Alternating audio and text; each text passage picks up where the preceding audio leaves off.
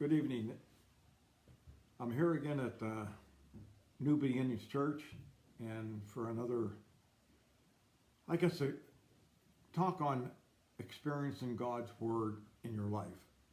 And I had a very interesting day, which most of them are, on how God works, what He's doing, and when He's doing it. Excuse me. And I was talking to a lady today that has been through some rough roads, and she was saying, person that she knows, there was a cousin and two other boys that they were swimming, and they were running out and throwing a football or a ball, and they were diving. As they were diving, they'd catch it. And one of them dove in and hit like a sandbar in the water. And when he came up, he was just floating face down in the water. And they thought he was joking, because he was a prankster. So after a little bit, they realized, wait a minute, there's something wrong here. So they ran up to him and they turned him over, and he spoke to him and he says, I can't move. I can't move my feet, my hands, anything. So they got him out of the water, laid him on the shore, and put sand under his neck so he wouldn't move. Well, they got a hold of shore patrol or whatever, and they came, got him to an ambulance, got him from the ambulance to a helicopter, and life flighted him.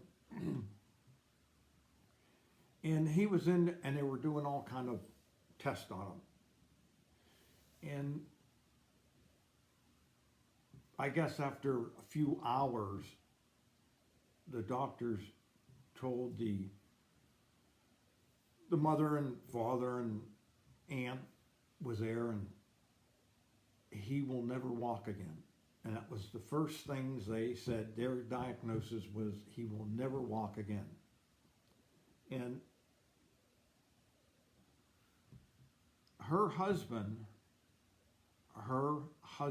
dad was an avid biblical reader. She said he has read the Bible from the beginning to the end 10 times or more, 7, 8, whatever times. And when he heard that, he was a little touched on what the doctor's analysis was, and said to him, why do you come out with such a negative thing when I would look at it and I'll say we can do everything possible, and it's very probable maybe he will never walk again. I'm going to tell you today, he will walk again. I believe in miracles. So the doctor never answered him. He sort of shied away from having a conversation with him. And it was years later, through operations, they took bone from his hip and put it underneath his jaws here to keep his head straight and everything. And I don't know if I know the story verbatim, exactly what happened, but it was years of work, therapy, operations, more therapy, and over time, he basically couldn't do too much. He knew he was alive, and he knew what he had to do, or what he could do, and he needed constant care. So years later, down the road, all of a sudden, he is getting, well, obviously, the family is praying and asking the Lord for healing. And I think it was 7 years, I'm not, quote me on it, but he got movement in his toes. Then he got movement in his fingers. And he started moving his legs. And then it was more therapy on what, well, eventually he was able to get up, and now he walks with a limp on his left leg, and he has movements, and he can talk, he can do a lot, but he's very handicapped because he can't play football, basketball like we can. Anyways, that's what the family was actually praying for him to be able to walk again. And it took 17 years for that to come about. And a lot of people right away, they say, well, how come so long, or how come that happened? You know, I look at it, God is in control. He allows things to happen, and we can understand why, the whys it happened. And I would only say within my own heart that you never, ever think God can't do what he says he will do. And miracles do happen. Now, I am sure that I never met this young man, but if I were to say, do you think you are a miracle? I think he would say absolutely yes. You know, and I know his family believes that. So it is just unreal how, and I don't know how many people, doctors, nurses, in the healthcare realm looked at him and saw his attitude, and very possibly that helped them actually look at the Lord. So you can never say, why did something like that happen? I could look at my own personal experience that my wife died. I was married in 1971 on Halloween. Halloween 1972, she was gone. She died 4 or 5 days before our 1-year anniversary. Now, I could say, oh my gracious, what did I do wrong? You know, and for 2 years, I searched for God. I always believed in him. Ever since I was a young 4-year-old, I knew God was there. I just didn't know who he was. So I searched and searched. And through my different paths that I took, I can personally say that I can see God's sense of humor, that I could almost see him saying, St. Peter, do you see what that boy has got himself into? Send a few more angels down to straighten him out. Get him out of that where he is in. one of the things I took was astrology in Duquesne, at Duquesne University in Pittsburgh. Now, there's a lot of talk in astrology of God. They don't tell you there is no God or anything. So there's a lot that's God related in astrology. So it was just one of the things that I was going through. I went different religions. And it was my ex-brother-in-law was living in my house in Penn Hills. And he went through a stage, he got a divorce from my sister, and he was in my house reading the Bible. He had a spiritual experience that he became a born-again Christian. And what he would do is read every day and evening. That's basically all he did at my house, was read the Bible. And he would, more often than not, say that you must give your life to the Lord.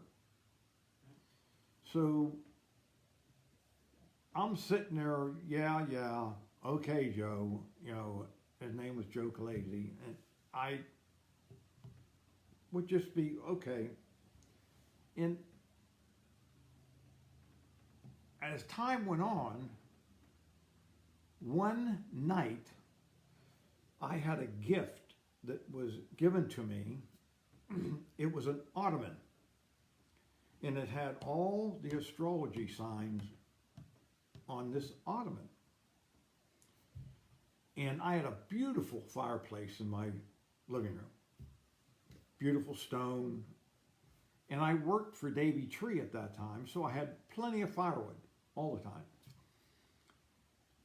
And one early morning, around 2 a.m., I hear him yelling my name, Ron, come down, help me. Well, I get down there, and I see this ottoman that he put in the fireplace. And what he didn't realize is when the stitching got burnt, all the straw and everything like puffed out of the ottoman, and it's on fire. And I'm looking, holy moly, I run into the kitchen, get a bucket of water, come back out, throw it on the fireplace, go back in, get another bucket. So he finally got the fire out. And I stated to him, I got to get up at 5:30 in the morning and go to work. When I come down here to go to work, this place should be clean enough that I can eat off the floor. And I turned around and went to bed. Well, needless to say, when I came back down at a little after 5:30, it was clean. I mean, spotless. But I couldn't understand what he was doing putting my ottoman in the fireplace. So later on, Joe got a job, and eventually he moved out, and I'm sitting in there in my backyard. And through all the experiences I had, I'm sitting there and I'm talking to the Lord. And I said, Jesus, if what they say you could do, I am ready. You come into my life and be ruler. And I heard the words of 1 Corinthians chapter 13, what love is. I heard them. So right after that, I know that in my heart, I just confronted Jesus. He spoke to me. So I started reading the Bible.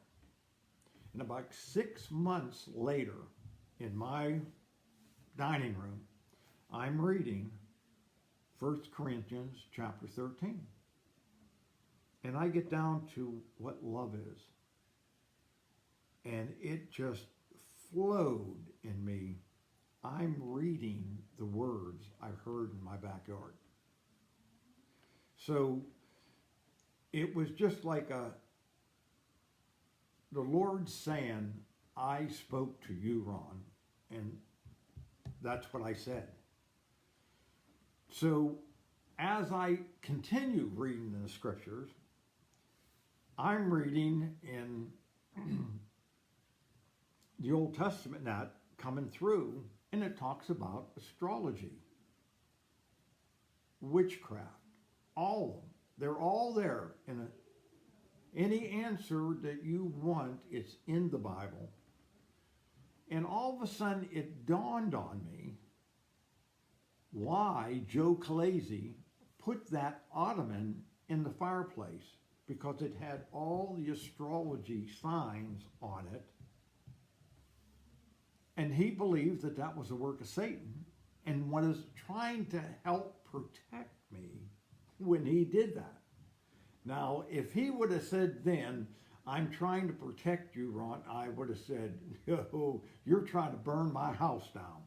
So, but I understand now what he was trying to do, where his motive. Now, I didn't agree with the way he did it, but I understood what he was doing. So it was all like a learning, as we go along, we learn. It's just like one day before he left, I said to Joe, God gives us all talent. Now, this is before I became a Christian. Everybody has talents. And I said, I think he gave you enough talent to get a job, not just sit in my house reading the Bible. And by Jove, it wasn't a week later, my younger brother, had a little construction crew that remodeled house and everything. Bingo, he's out working for my brother. So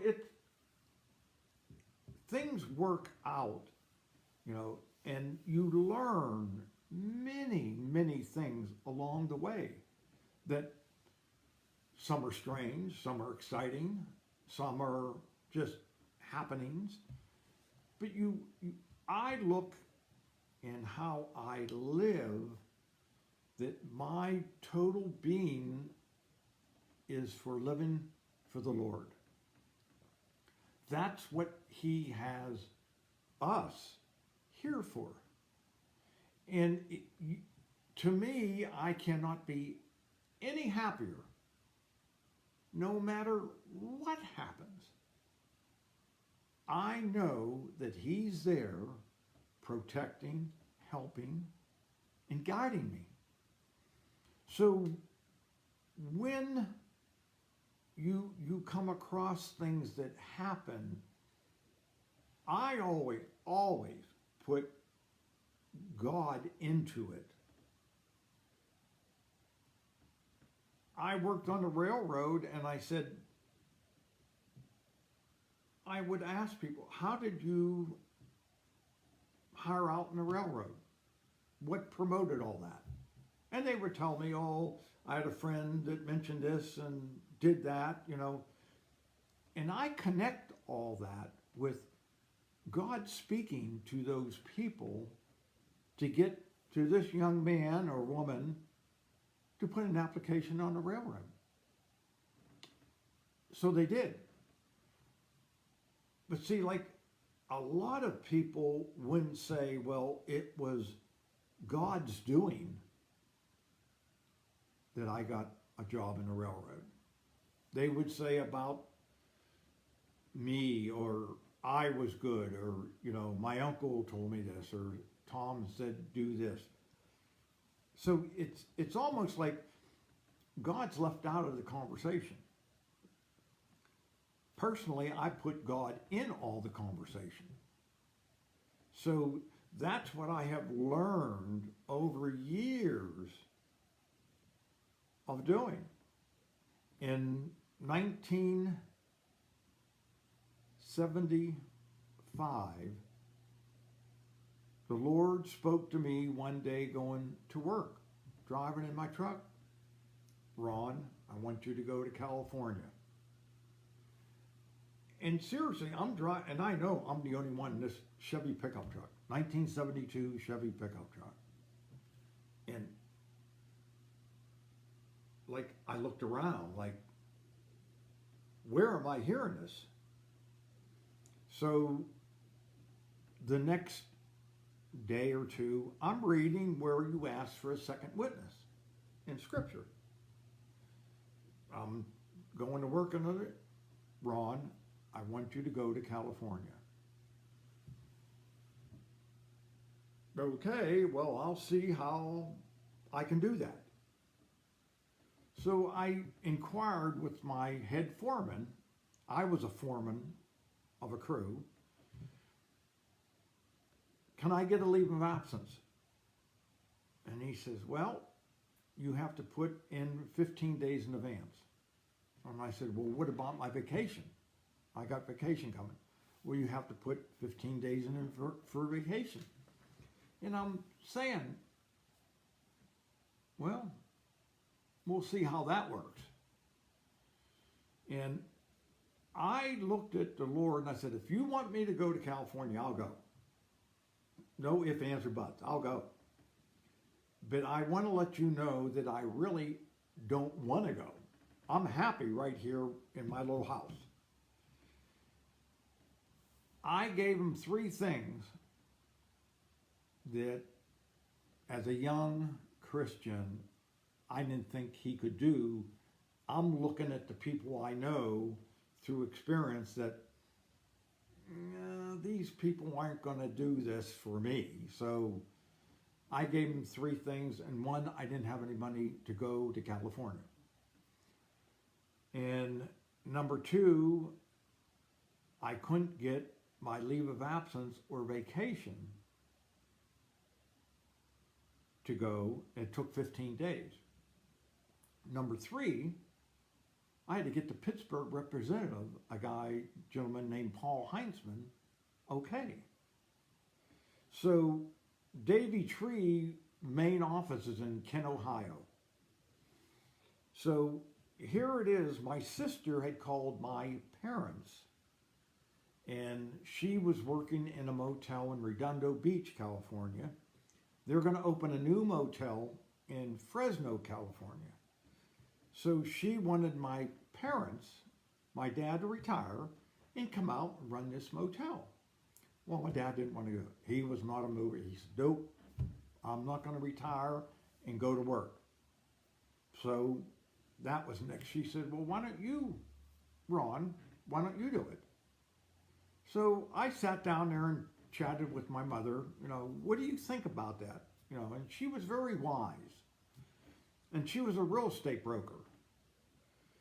So she would look at the ins and outs of financially, how it would benefit me or not, So I'm sitting at home one day, and I gave the Lord these 3 things that he had to do. You open the doors and I'll walk through them.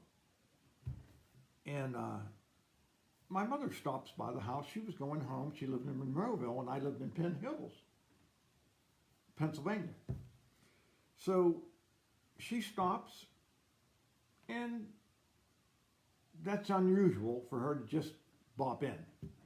So she comes in, and she's talking, how you doing? What are you thinking about going to California? And I said, well, I'm thinking about it, Yeah.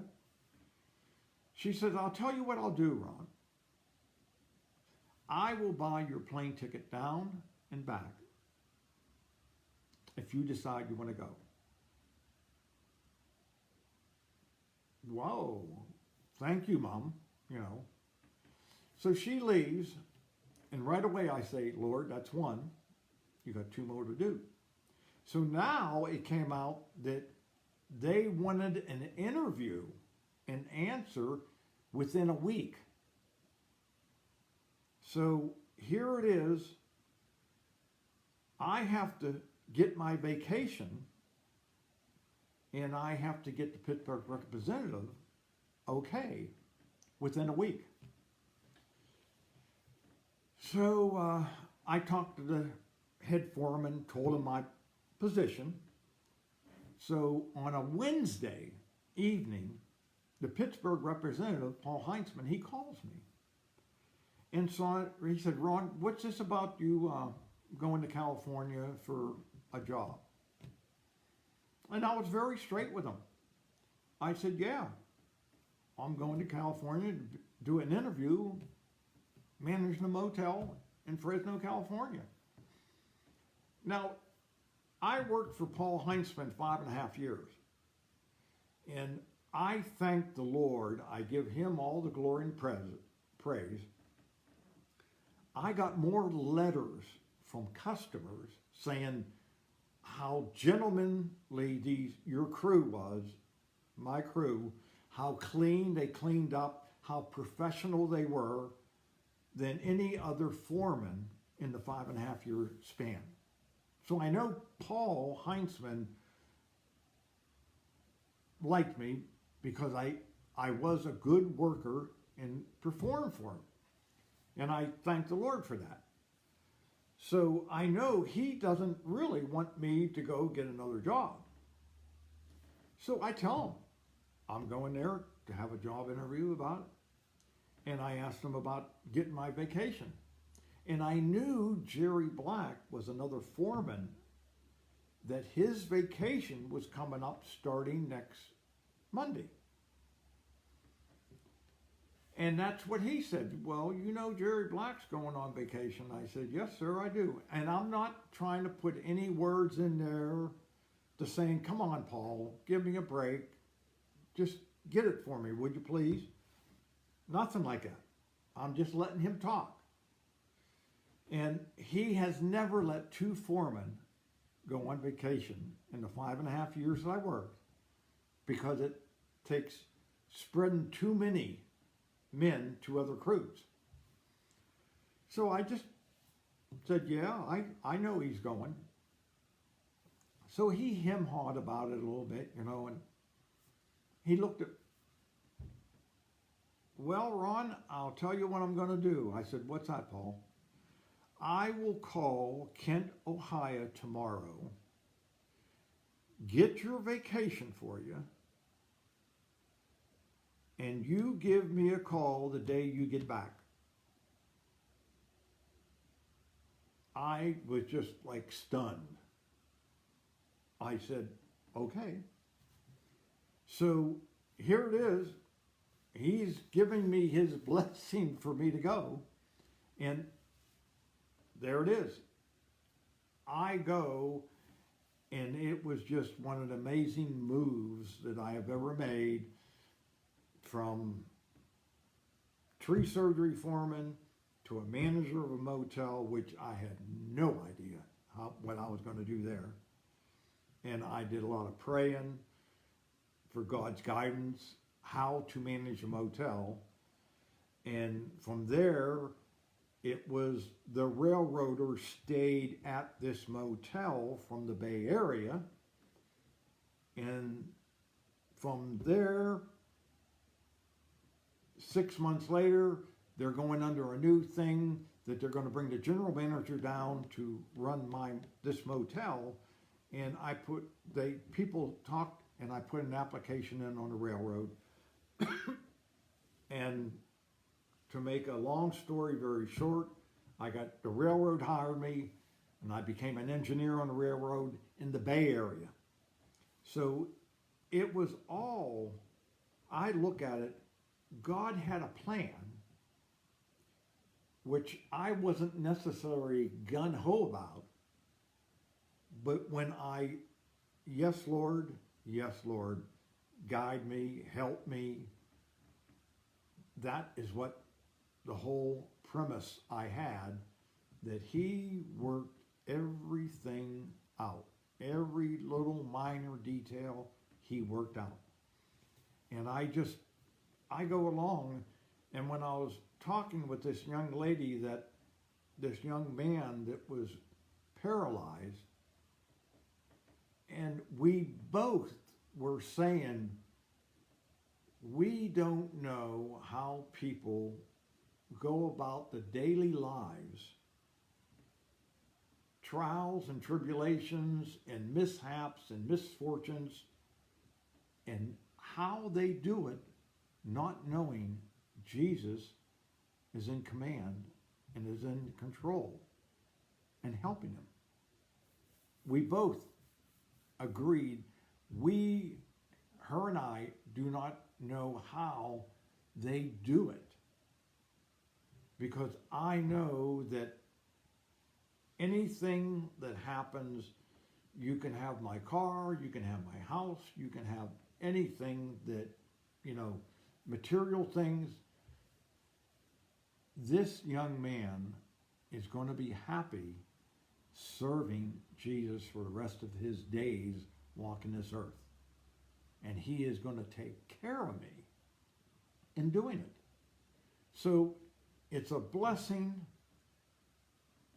just knowing God is in control, and I give 100% of me to him. And that is the greatest thing I can suggest to anybody that is watching this evening. And it is, you will have these experiences if you let God in them. And I can only say that my time just serving the Lord is just amazing. Short of the greatest words that you can come out with. So, till the next time that we are very fortunate enough to be invited for you to tune in and see, I would only suggest that you would just accept Jesus as Lord and Savior in your life. And if nothing at all happens, what have you lost? So that is the only thing I could say. The only thing that will happen is that you will gain knowledge on how God works. So God bless you all. And I hope till the next time you all have a good 3 weeks, 3.5 weeks. Till the next time at the church here, God bless you and good night.